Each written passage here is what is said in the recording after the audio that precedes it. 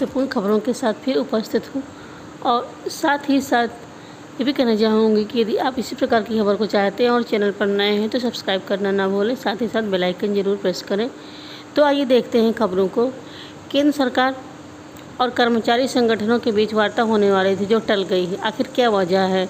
इधर जो डीए रोका गया था उसके लिए और 7th पे कमीशन का उसके बीच कुछ मुद्दे थे जो वार्ता में उठाए जाने थे और वो वार्ता टल गई है। आइए देखते हैं इसको। साथ ही साथ हम 69,000 शिक्षक भर्ती के विषय में भी चर्चा करेंगे। आप लोग चैनल पर बने रहें। उस पर पिछड़ा वर्ग आयोग ने क्या आरोप लगाया है उस पर भी बातचीत होगी। अब आइए वीडियो को देखते हैं। केंद्र सरकार और कर्मचारी संगठनों के बीच बातचीत टली, जाने क्या है वजह। केंद्र सरकार ने मार्च 2021 में महंगाई भत्ते को 1 जुलाई से बहाल करने की बात कही थी, लेकिन सरकार की तरफ से पिछली 3 किस्तों के बारे में कुछ नहीं कहा गया है और इसलिए ये बड़ी चिंता की बात है। और ये किस्तें हैं 1/1/2020, 1/7/2020 और 1/1/2021। महंगाई भत्ते के बहाल होने के बाद केंद्रीय कर्मचारियों की सैलरी में बड़ी उछाल देखने को मिल सकती है। 3 किस्तों का अभी नहीं और इस पर कोई फैसला नहीं हुआ है और इसका असर एरियर पर भी पड़ेगा। 7th पे कमीशन से जुड़ी समस्याओं को लेकर national council of JCM, department of personal and training के अधिकारी और वित्त मंत्रालय लगातार संपर्क में बने हुए हैं।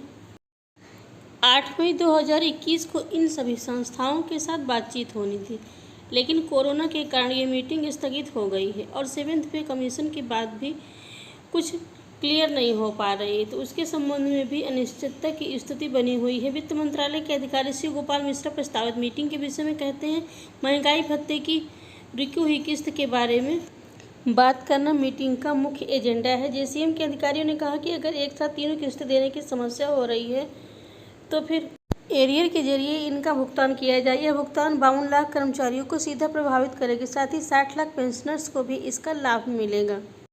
अब आइए 69,000 शिक्षक भर्ती की चयन प्रक्रिया के विषय में बात करते हैं। यूपी में आरक्षण के नियमों की घोर उल्लंघन कर हुई 69,000 शिक्षक भर्ती की चयन प्रक्रिया, यह राष्ट्रीय पिछड़ा वर्ग आयोग ने ऐसा आरोप लगाया है। अब देखिए आगे क्या होगा। राष्ट्रीय पिछड़ा वर्ग आयोग ने उत्तर प्रदेश के परिषदीय प्राथमिक स्कूलों में 69,000 सहायक अध्यापक भर्ती में आरक्षण की अनदेखी मानी है। आयोग के उपाध्यक्ष डॉक्टर लोकेश कुमार प्रजापति की अंतरिम रिपोर्ट के अनुसार राज्य सरकार की ओर से प्रस्तुत जिलावार सूची का उद्धरण यह दर्शाता है कि आरक्षित उम्मीदवारों के बजाय नियुक्तियां दे दी गई हैं। इस विषय में विवाद उत्पन्न हो रहा है।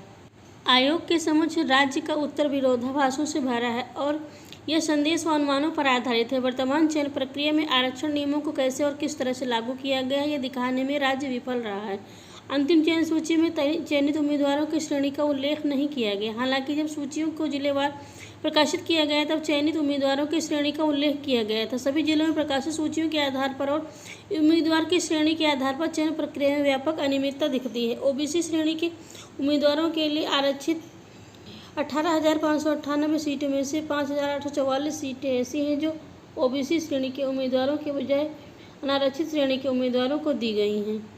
इस प्रकार यह आरोप लगाया गया है कि इस भर्ती प्रक्रिया में पिछड़ा वर्ग आयोग ने आरोप लगाया है कि आरक्षण के नियमों की अवहेलना की गई है। हालांकि आयोग ने स्पष्ट किया है कि उपरोक्त तथ्यों के संबंध में कोई पक्ष इस अंतरिम रिपोर्ट पर संशोधन चाहता है तो उन्हें 15 दिन का अवसर दिया जाता है।